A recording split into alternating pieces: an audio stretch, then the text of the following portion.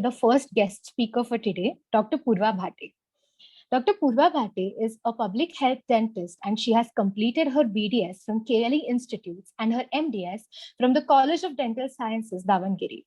Currently working as an academician, she is skilled in spheres of teaching, preventive oral care, program management, planning and outreach programs, also designing and formulating research projects and tobacco counseling. She has 11 publications in national and international journals and has been a guest speaker at the Basic Research Methodology Workshop affiliated to MUHS since 4 years. Today, it's an honor to have you, ma'am. And with this introduction, I would like to request Dr. Purvi, ma'am, to commence the day 2 of our webinar. Thank you, Aditi, for such a wonderful introduction. I would apologize first because my camera has some issues, so I'm keeping my camera off and to try and avoid the distraction. So Aditi was very generous and for such a wonderful introduction, and I believe you all had a very good learning session day 1. So you had interesting sessions. So we'll begin the day 2, and I have been allotted a very important topic, that is your designing a research protocol. The whole purpose that you all have joined this workshop is because you want to begin and conduct certain research, be it be any sort of research protocol. So before when you conduct any research, you need to first present the protocol. So that's the session that Dr. Vineet has he's given me that responsibility. So I believe you can, Aditi, can you help me see that everyone is able to see my screen? Yes, ma'am, your screen is visible. Okay, yeah. So when we talk about designing the research protocol, it's like planning. You're planning for further research. So it's, if you fail to plan, is as good as planning to fail.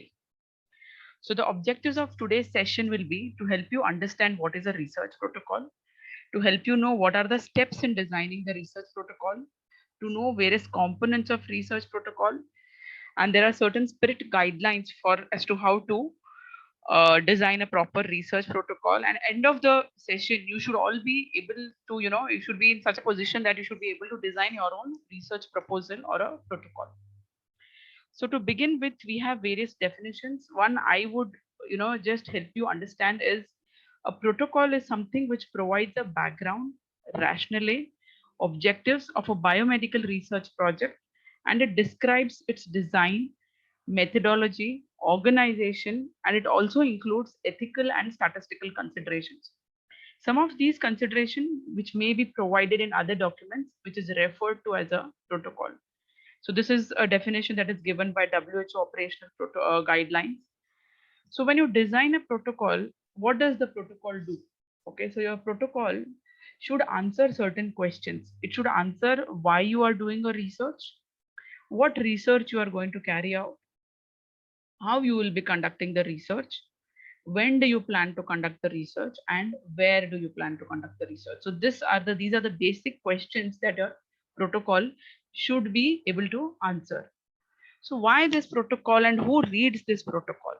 So usually this protocol, research protocol, is read by your sponsors, IRB or IEC members, like that is your institutional review board and your institutional ethics committee members. Then you have various regulators who regulate your research. So they would be reading this protocol, and finally your investigators. At most of the times, if you are conducting the research, you yourself are the investigators. You have your, if you are doing it under somebody's guidance, then you are the principal or a primary investigator, and your guides would be your co-investigator. So these are the people who read this protocol. So what this protocol, in this protocol, each of the stakeholders have certain role to play, be it your clinical investigator groups, your research ethics committee.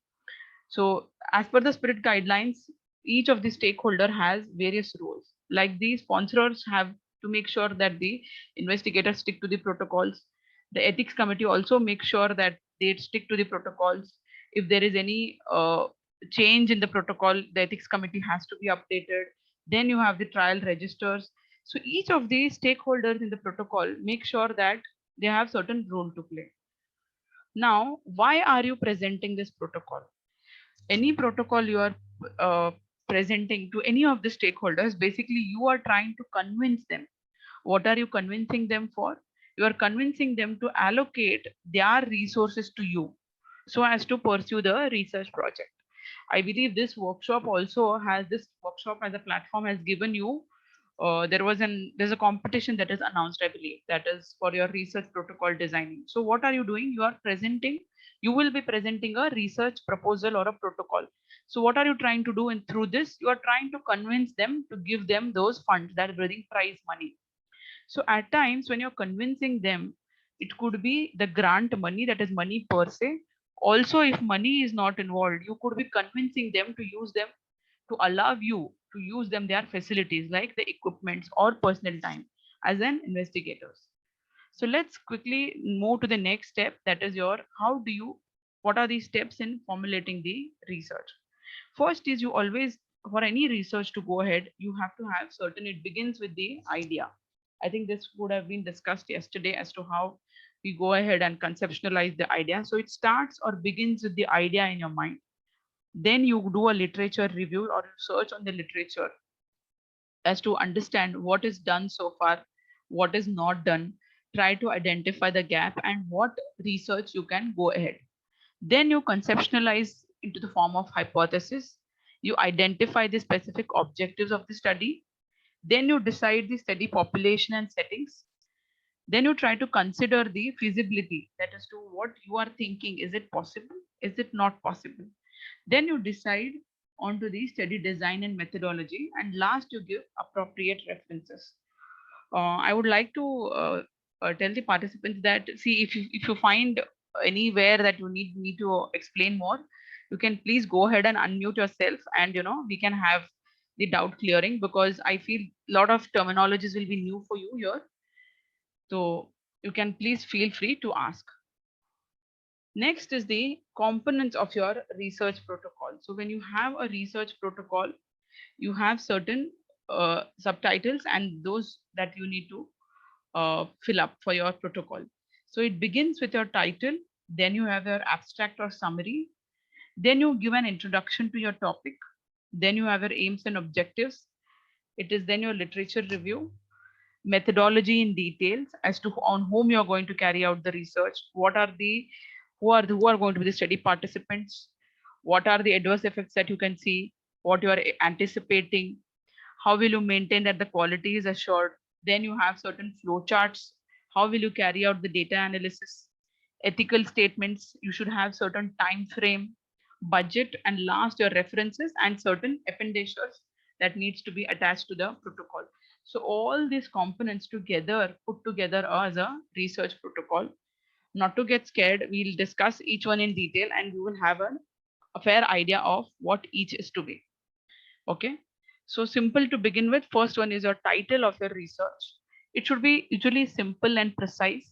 Keep it concise, and it should be such that it should be attention grabbing, not more than 15 words. And today we all know that plagiarism is not allowed. So whenever you are proposing a research title, make sure that you check for the plagiarism. So there are certain components of your title. Okay, so according to your MHS protocol submission, which is usually used for postgraduates, it can be used for your any research protocol per se.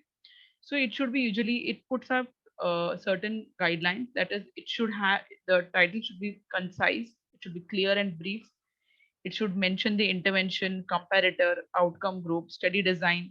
It should reflect the objectives. It should include the target population, and it should be seen that the words are not repeated. So usually we follow a PCAUG guidelines, that is PCAUG, TS a smaller time frame, and your study setting is also involved. So when I talk about PCAUG guidelines, your title should indicate the population. Population means on whom are you doing this study. It could be in the form, population can be defined in the form of age, condition, disease. I means your intervention, as to what intervention you are doing. Are you doing on certain drug trial? Are you doing certain other intervention, that is your qualitative interventions you're doing? What is the comparison you are using? O is your observations, what observations you're doing. T is your time frame, and then your study settings. So all this again will vary based on the type of the design. I believe you guys have the yesterday's session, the basic study designs would have been over. So I understand, or I would take it to that you've understood what is case control, cohort, and you are familiar at least with the words. Am I right, Aditi? You can help me understand, Aditi, yesterday. Yes, ma'am. Yeah, so I think case control, cohort, and RCTs were done. So moving ahead, so first we discussed the title so far. Next is your abstract. So abstract means you are summarizing your research protocol. So usually summary is around one to half page, half to one page. And usually the summary is written in the past tense. Now it's easy. If you see the protocol per se, the abstract comes first, but you have to rewrite this abstract after the whole proposal is written, because at times when you're doing a very novel kind of research, you begin with nowhere, but once you put the whole protocol in place, then you can summarize this in a better way. Okay, so remember, a good abstract is like a trailer to your proposal. We all know, we all see the trailers before going to movies. So a good trailer, we definitely go to a movie. So similarly, a person who is funding your research, or a person who is reading your research, if your abstract is good, he'll definitely go through your whole proposal. Next important part is your introduction. So introduction is something where you are trying to introduce the readers as to what is your topic about. So what all you should include there is you try to introduce with the relevant data. So you give little epidemiological data as to what is the incidence, what is already known about your study. That could be in the form of pathology, diagnosis. So you should clearly indicate what you are knowing already. Tell about what are the variables that are there. Give a little background about the introduction, and towards the end you tell them what is known and what is not known, as in you find the lacunae in the literature, and that what you want to focus. Another way you want to see it is, introduction again can be put in two parts. First is trying to tell them what is already known. Okay, so you summarize the relevant information based on the previous literature search. You build up the theory, you discuss their methods, population. You try to see what is focused till now and what is left out. That is very important, because until unless if there is no proper need, then your study does not progress further. You cannot be redoing the same old thing, so you have to justify the need. So part 2 is very important. You are trying to understand, you highlight what is your study going to fill the current knowledge gap. You identify what is missing, then you try to say that my study, so proposed study, will put in or add into this scientific knowledge, and you end your introduction with the need of the study. After the introduction is over, so you have built in as to what is missing, then comes your aims and objectives. So always remember, it is not aims and objectives, it is aim and objective. Aim is always one and objectives are many. So I believe most of you are interns. When you joined your course, that is your BDS course, your aim was to be a dentist, pass successfully. Okay, you wanted a degree internship completion. So that was your aim. You had one single aim. But to achieve that aim, your multiple objectives were each year you have to pass with certain marks. If there is additional any activities, you have to attend those activities. So those all were objectives. So always remember, in a research, you always have one aim and you have multiple objectives. Now, objectives designing, objectives are very important for a whole research. If your objective is not clear as to what you want to do in the research, then our whole protocol falls apart. So when you're designing objectives, it's important to follow certain criteria. That is, your objective should be SMART. The acronym here is SMART. So your objective has to be specific. Okay.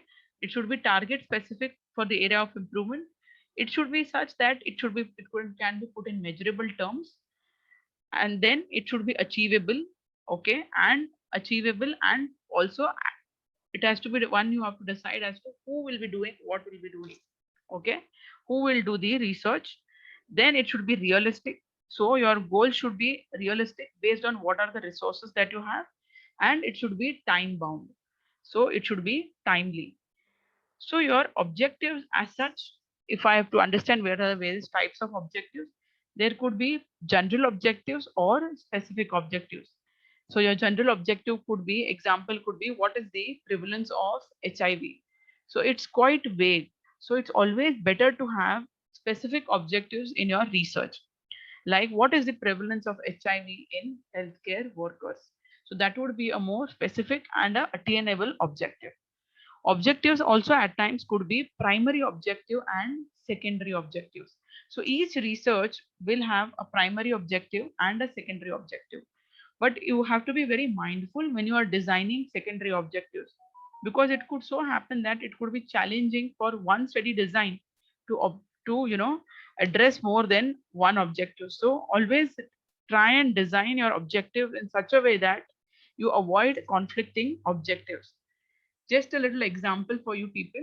So suppose we all know warfarin, that is an anticoagulant, and we have another drug that is epixaban.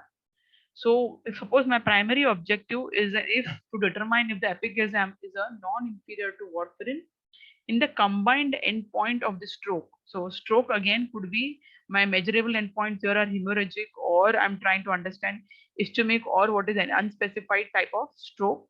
Okay. Then my secondary objectives would be to see the determine in the subjects with atrial fibrillation or at least one additional risk factors for stroke if apixaban is superior to the warfarin. So you have to break down this into very clear objectives. Only when your objectives are clear, your study will be much more clearer. So why we need to have such specific objectives? Only when you have specific objectives, you will be able to focus on your study. You will be able to avoid, you will be able to organize your study in a clear way, and you will be able to unnecessarily. So it's very important that you design, have a very clear perspective on whom you want to conduct, and then design the objectives. So now you will say, ma'am, it is easier said than done, but how do we design our objectives? So objectives, when you're designing objectives, make sure that you use actionable verbs like to measure, to compare, to calculate, to assess. Do not use any vague non-action verbs like to understand, to study, to believe. These are very vague verbs. Now I can use the word example is, my study was to measure the blood pressure in athletes and non-athletes. What is the blood pressure? Okay. Then you can say that I want to compare the oral hygiene among manual toothbrushing people and uh, who are using the automated brushing. Okay, manual versus your power toothbrushes. So you want to compare the, or you want to compare the oral hygiene index. So these are all actionable verbs. That is how your objective should be designed. Moving ahead to the next part is your research question. I believe this was taken yesterday. So you already know what is a research question. When you are designing research question for your protocol, make sure that your research question is concise and to the point. It should match to the information that you are looking for. Okay. Always have a narrow research question than the broader research question. You can use the Finer's method here, Finer's criteria. That is, it should be, your research should be feasible, it should be interesting, it should be novel, it should be ethical, it should be relevant and socially and your scientifically relevant. Now let's see how do we design the research question. Now I have a very research question, that is, do beta carotenoids protect against human cancer? So if you see, it's a very vague research question. So there are certain things to be kept in mind when you are designing a research question. It should have your population, intervention, comparison groups, and it should be related to the primary objective. So a research question should be such that it should indicate the objective of the study. See, again, it begins with the objective. Your objective, once it's clear, it goes to the research question. Then it reflects in your research hypothesis. So it begins all with the objective. So your research question should have the objective. It should indicate the predictive outcomes. It should indicate the settings of the study subjects. It should have an implied biological rationale and the study design. Now, we discussed that, we should have certain objectives. Also, your research question would be different based on the study designs also. So now if I have to say, do beta carotenoids protect against human cancer? If I have to refine this research question, and if I'm doing a cohort study, I could write it in the form of, is the risk of developing lung cancer low among cohorts with beta carotenoids dietary intake compared to the cohorts with low beta carotenoids dietary intake among male smokers in Chennai? Why I'm giving these examples is because your research question should incorporate all these components. And I believe you are all going to design a research protocol. So these examples will help you. So each based on the research study design, your research questions also will vary. Now, if the same research question, if I'm doing a case control study, is there an association between serum retinoic acid level and development of lung cancer among male smokers residing in Chennai? But the same thing, if I'm doing it in a randomized control trial, does administration of, you are giving something externally, does the administration of beta carotenoids reduce the risk of development of lung cancer among male smokers residing in Chennai? So your each research question will vary again based on your type of setting. Next important part of your research protocol is your hypothesis. Hypothesis, as we understand, is all the, we are making certain predictions or your presumptions you are making of the relationship which one or more variables in the study are uh, connected. So basically, hypothesis should be logical, simple, consistent with the facts, and not contraindicated with the established facts. So you have two types of hypothesis, that is your null hypothesis and your alternative hypothesis. So if I have to connect these three, now my research, suppose my research question is there a difference in the serum vitamin D level in oral leukoplakia and oral squamous cell carcinoma? If the same thing I have to put it in the form of null hypothesis, then I would put it as there is no difference in the serum vitamin D in oral leukoplakia and oral squamous cell carcinoma. Same, my working hypothesis or the research hypothesis would be, what is, there is a difference in the serum vitamin D level in oral leukoplakia and oral squamous cell carcinoma. So that would be my research question and that would be my hypothesis. So once you have your title, summary, objective, literature in play, in your hypothesis in place, next and the most important part in your research protocol designing is a proper literature search. When you have your research question design, you will try and find out what is already existing and what is the lacunae. So for that, you have to plan your literature search as to what search engines you will be searching. Are you searching in Google Scholar? Are you searching in PubMed? Are you using Hinari or Science Direct? Or are you going to libraries, searching the unpublished data? You have to include both. Please be mindful, you have to always include both. Also, using mesh terms and keywords and proper keywords will help you give a refined search. Once you get the refined search, you will evaluate and review the literature that is there, and you will write in detail as to what is existing and what is the lacunae. Next is, and the most important, is your methodology, as in what research you are protocol you are designing or you are proposing, how you are going to do this. You will be discussing in detail here in methodology. First is your study population, as in on whom are you conducting this research.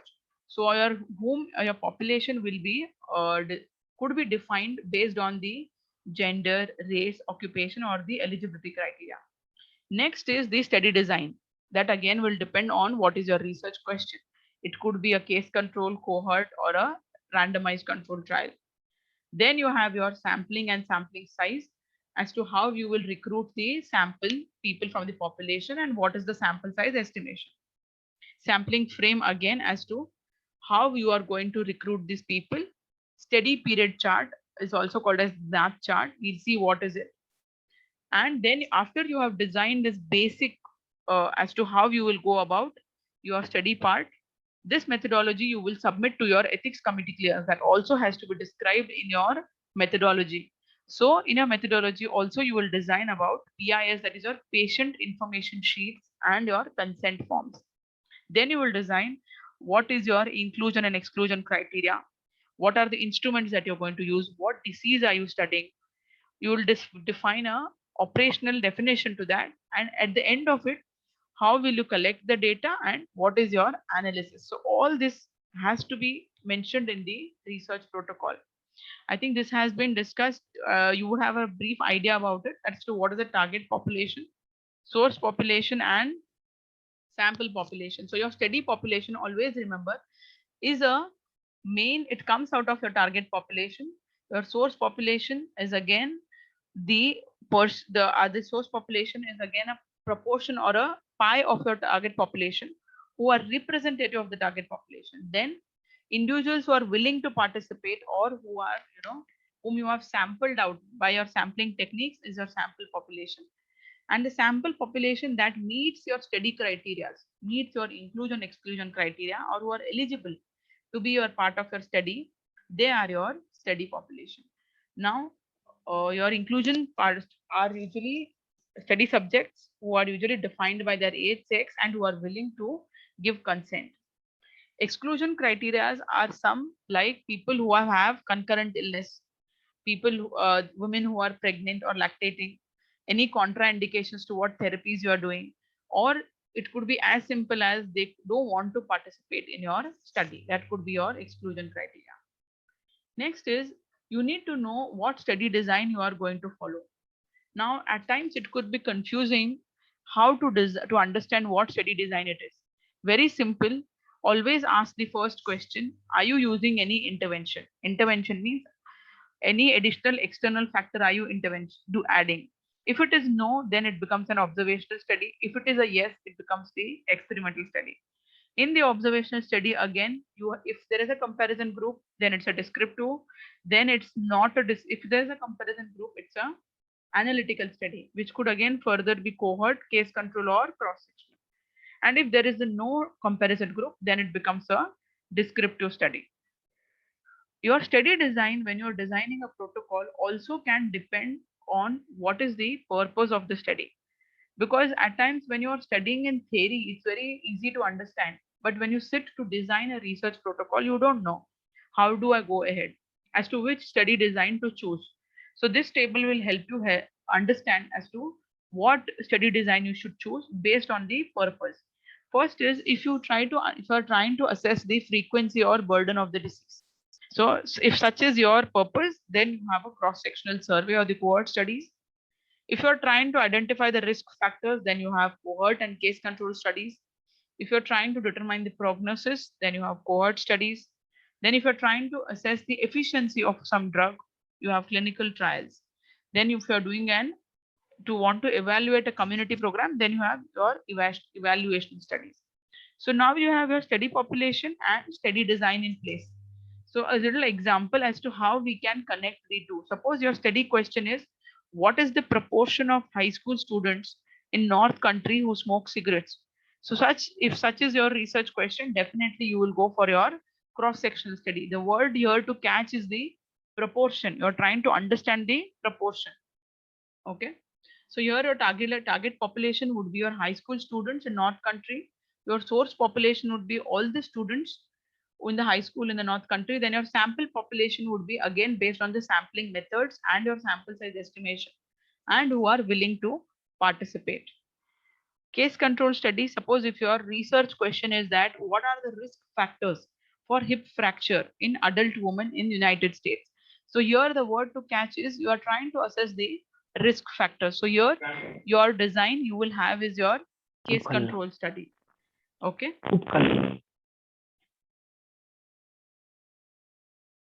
Okay, so suppose if your research question is what is the incidence of lung infections in children with cystic fibrosis? Word to catch here is your incidence rate. So such is your research question. Your study design would again be a cohort study. So here the target population would be your all the children with cystic fibrosis.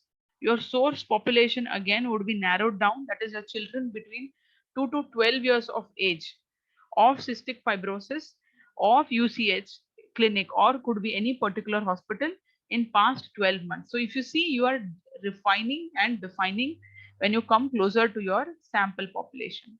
The same thing if you are doing it in experimental, that is, does nutritional counseling during the first trimester of college prevents weight gain? So in such case, it's an experimental study. So your target population could be first year students attending primarily residential colleges. Then again, the source population could again be all the students enrolled in the first year seminar course, and sample population will be a randomly chosen list of students from that population. And your study population is people who are meeting the eligibility criteria and who are giving you the consent. Sampling, it is how do you obtain the samples or your participants, broadly classified into two ways, that is probability sampling and non-probability sampling. So I think this would be discussed in detail. So I'm just giving you a touch and we go ahead next. In the methodology, what's also important is how you are collecting the data. Usually it is in the form of interview or through a self-administered questionnaire. That could again be in the form of mail, or it could be in the form of presence of the other researchers. Coming again, important point in methodology here is when you're doing specially randomized controlled trials, you have to mention about how are you carrying out the randomization, how are you doing the allocation concealment, the blinding, that is level of the blinding, that is it single blinded, double blinded, or a triple blinded study. What's most interesting here in the protocol is you have to give a time frame as to when and how you will complete your research. So most of the GNAT charts, it is called as a GNAT chart. Usually the GNAT charts have the timeline as the year or a week on the upper in the form of the row, and in the column you have the various research activities like data collection or the literature search. Then you have data analysis, report writing. There is one GNAT chart also which is provided to you in your research proposal format. So please go through that. Okay, the one which is there in the spirit guidelines, it begins from the enrollment of the participants, obtaining the informed consent, when you are giving the intervention, following up the intervention, then you are assessing the intervention. So basically it's the timeline of your research. How and when will you start your research and when will you finish your research? There are various annexures that needs to be attached or it should be your research protocol should be supplemented with. First is your patient information sheet. So patient information sheet is nothing but it's the sheet or the information that is given to the patient in layman's term from the researcher. So a researcher is describing what he is going to carry out the research, what are the advantages, disadvantages, and what are the pros and cons, so that a patient understands what he is going to be part of. Also, next important document is your consent form. Consent forms are again to be designed by the sponsors or the primary investigators so as to obtain the willingness or the voluntariness of the participants to be part of that research. Now, assent is nothing but when a child or a person below 18 years is not able to give the legally able to give the consent, that is called as assent. CRF is nothing but your case report forms. In all the clinical trials, you will be recording certain data from the participants. So that those are your case record forms. Then you have certain adverse event reporting forms.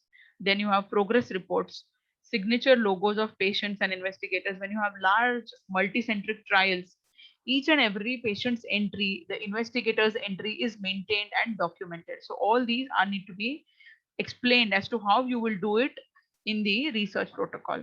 Always remember that any consent forms or the CRF forms or the patient information forms, especially the patient information form and the consent forms, always have to be translated into a local language, because you as a researcher might understand English or you know English, but your patient might not be, his primary language would not be English. He would be well versed more with Hindi, Marathi. So you have to always translate your consent forms, patient information sheet forms into local languages. You have to validate them, translate and validate it by translations and back translations, because at times when the language changes, the meaning can change. Okay, so case record forms, it again could be a record of data and other information which is collected by the subjects in the clinical trial. It could be printed, optical, or electronic, because if you see most of the US research based companies, they don't use more of paper, they have tabs.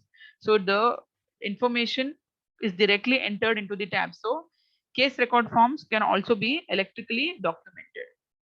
What's most important here is if you are doing a drug trial, you have to mention clearly in a protocol as to what is the clinical endpoint. If there is any adverse event, how do you define the adverse event? What will be the point of withdrawal if a patient happens, to meet the adverse event? And if there is any attrition in the number of patients in your trial, how will you manage your attrition?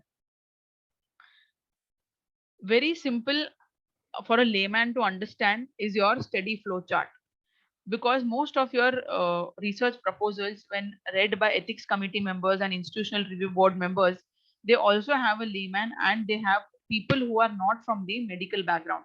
So for them to understand, such study flow charts are easy to understand.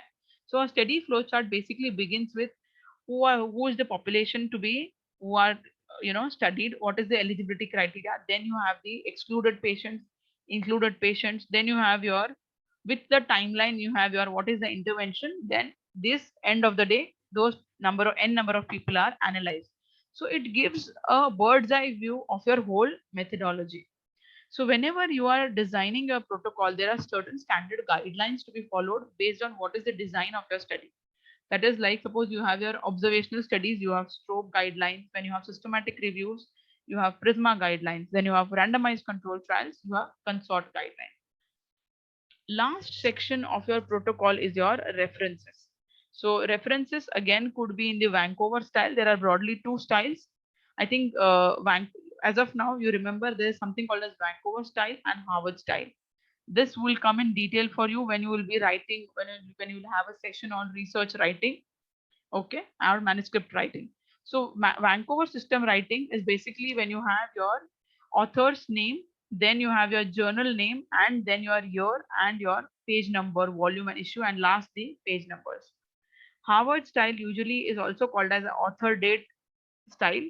Here it begins with your author and the year of the publication comes first, then your name, journal, and the other part. What you have to keep in mind in reference for your research protocols especially is, don't make your reference list too long.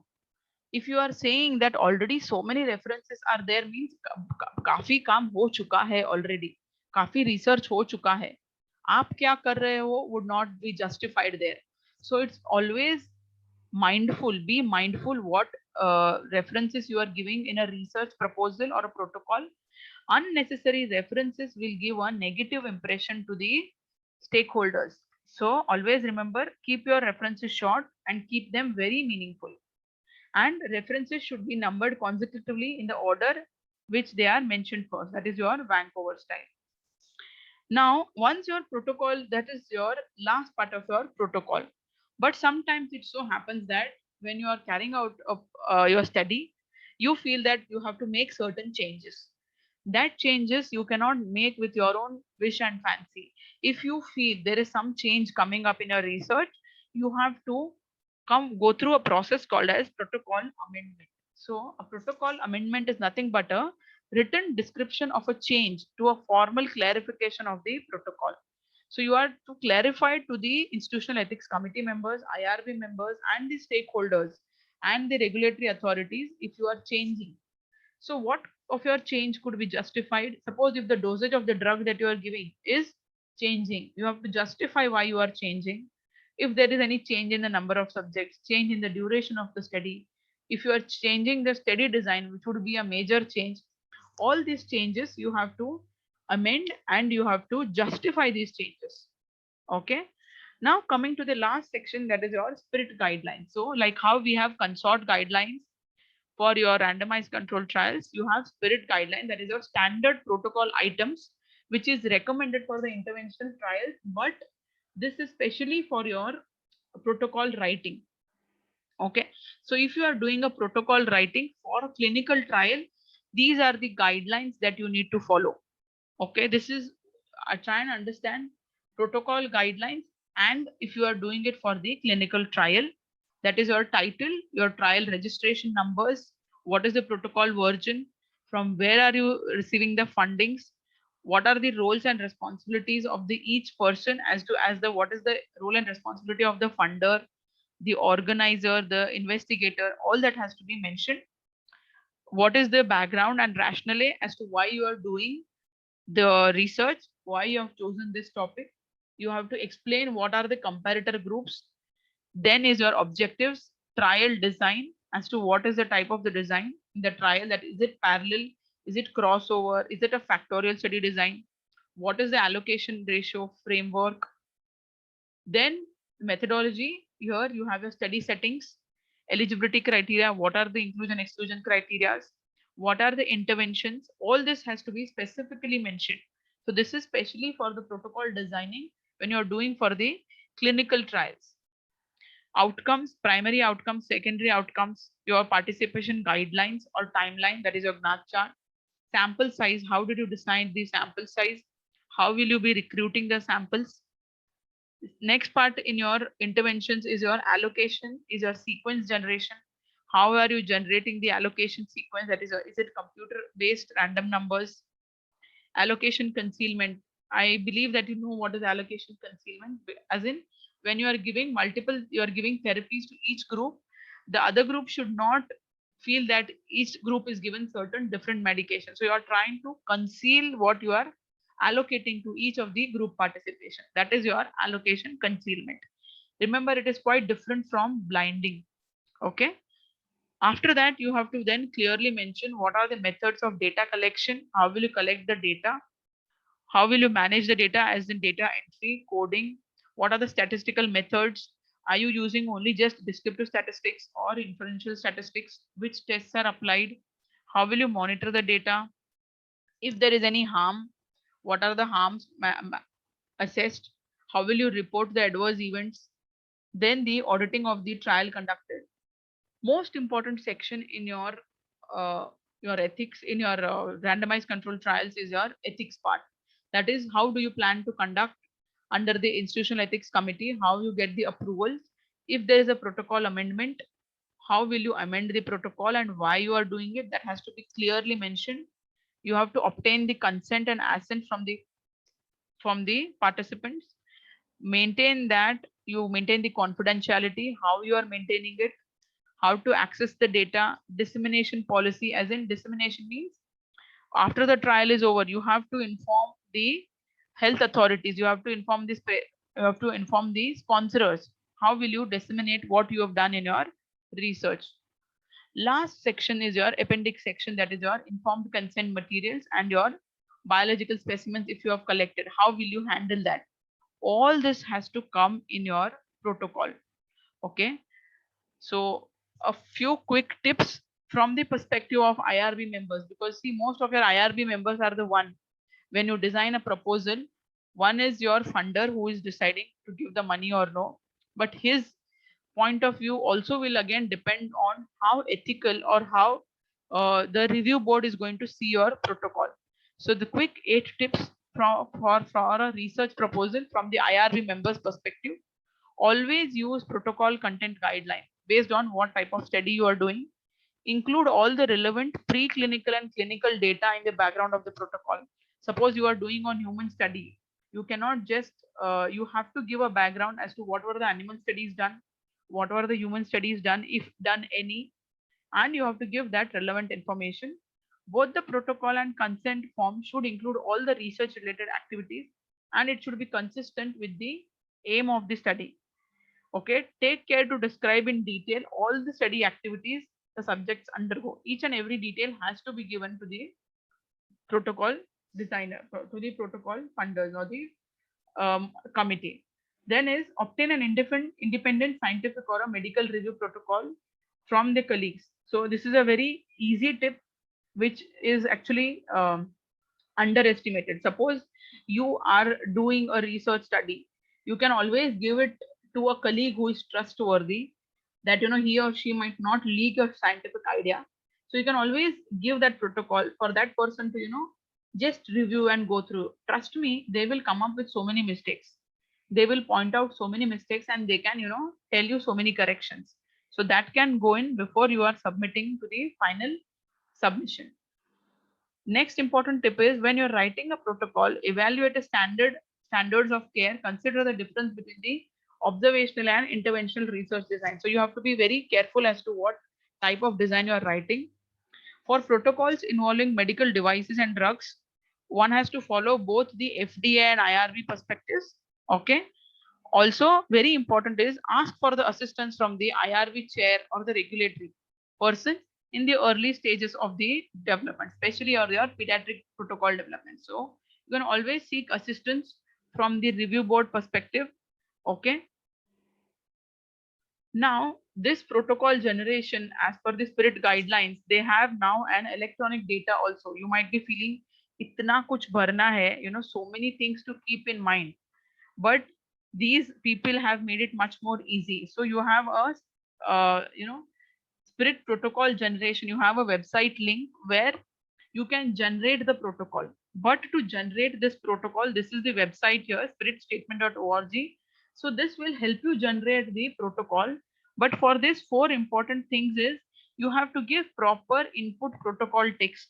So all so far what we discussed, right from the inclusion criteria, exclusion criteria, type of the study design, all this has to go into the input protocol text. Then it will generate a formatted document for which then you can easily upload to the clinical trial registrations. And then if there is any amendments, you can do the amendments.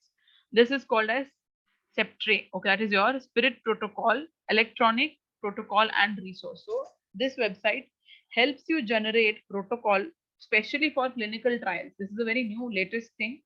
So basically, it's like an electronic data, a website that is there in which you have to feed a lot of information, that is your input protocol text. It will automatically generate a protocol for you. Once that protocol is generated, you can upload it on the clinical trials website and you can get your trial registered. Okay. So that was for your Spirit guideline. Now ICMR, we all know, Indian Council of Medical Research, also gives certain funds and for the trials. So sometimes if you see, most of these governing or funding bodies will have their own layout. So if you see for ICMR has a very simple and a straightforward layout. Always remember, this is a one format of a layout. Suppose if now I am applying for a research protocols 2 to 3 years down the line, their protocol, if their layout changes, I have to see to that format. Okay. So ICMR in one of the years, it was a very simple format where they had asked what was the theme that you're applying. So your thematic area could be again prevention, cancer, or what is your field of research, what is the proposed title, what is the rationale, what is the novelty or innovation, means what is newness in your research, project description, which is again nothing but your methodology, strength of PI means your primary investigator. So here in primary investigators, you can write about what is your employment, you can write your academic qualifications, any additional skills. If you have been any research associate in any of the organizations, you can add that. Then you can, last part they ask is your institutional support. So this is the layout for the ICMR. So when you're applying for a research proposal, each of the authorities most of the time will have, some layout. What I have discussed in this presentation is keeping in view all those things together and what has to be addressed, and addressing the very basics as to what is the methodology, what is the design part. Okay. So coming to conclusion, your research protocol writing is nothing like, it is very similar to proposal. Okay. So when in personal life you propose, you are proposing with, certain objective, certain aim as to go ahead in life and, have that relation. Similarly, when you are proposing or you are presenting a protocol to a ethics committee, both are same. Trust me, both these are journey of 1,000 miles begin with single step. So your journey of research, writing, research or manuscript publication begins with a single step, and that single step is your efficient and proper protocol designing. Remember, a properly designed protocol is a half well written manuscript. End of the day, after your protocol and your designing, your aim is to publish the manuscript, right? So a well-designed protocol is your half well-written manuscript. So because see, in your protocol, you have written till the methodology. Once your protocol is into execution, your results discussion will fall in place. So a well-written protocol, research protocol, is a half-written manuscript. So for your further reading, you can refer this. I would like to acknowledge all my seniors, my professors, for which I am at this stage in life.